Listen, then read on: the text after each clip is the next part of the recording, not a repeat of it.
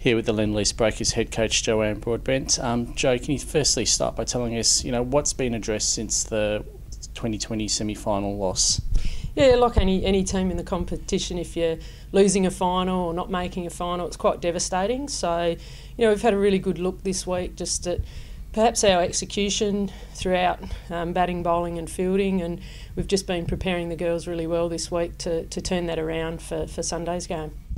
Over the last month, the girls have had a pretty heavy workload with the Women's Ashes series. At this stage of the competition, do you focus more on skills training? Is it a heavy workload, or is it more focused on the tactical side of the game? Yeah, after the T20 final the other day, we felt that there was a lot of players that are a little bit worn out. It was quite a tough tour physically, mentally and emotionally for our, in particular our Australian players. So we had a little bit of a rest for them towards the end of last week, and then this week we got back into some training where we're doing a little bit of centre wicket stuff. So I suppose there's been a little bit more tactical side of that, and then leading into Thursday and Saturday will be a little bit more volume and just fine-tuning them, getting them ready for Sunday. A couple of girls with the potential to make their WNCL Final debut this week with Stephanie DeFara and Naomi Stellenberg. How do you think they're going to go?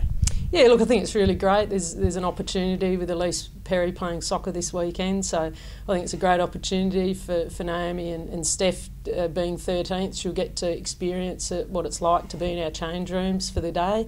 Naomi's got a couple of games under her belt. She played in the first round, so we'll expect her to do what she needs to do at the time that she needs to do it, and we back all of our players. So whether they're young or experienced coming into the team, we know that they'll do their best. Victoria, a very strong team as well. Who would you rate as the biggest threats for the weekend? Look, they've probably got a lot. When you look at Lanning, Villani, Cameron, Appleby, in their batting department, and their bowlers are, they've got some good seam bowlers, they've got some good spinners, so we're going to have to use our feet quite well to their bowlers. And as for their batters, we're going to have to keep tight lines to all of them. They do like to free their arms up a bit, so I'm sure that if we can get our execution right, that we'll have a pretty good game. Do the girls know much about the North Sydney Oval pitch? Yeah, they've played on there a couple of times. They did remind me this week that their favourite game was when they beat Queensland when I was coaching them.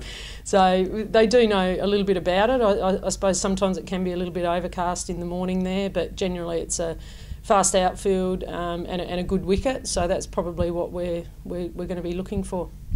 Now, the Breakers are pretty famous for their streaks. Last week was the end of the 25 T20 wins in a row. This week, the team's going for 9 National League titles in a row. Do you guys talk about records much within the group?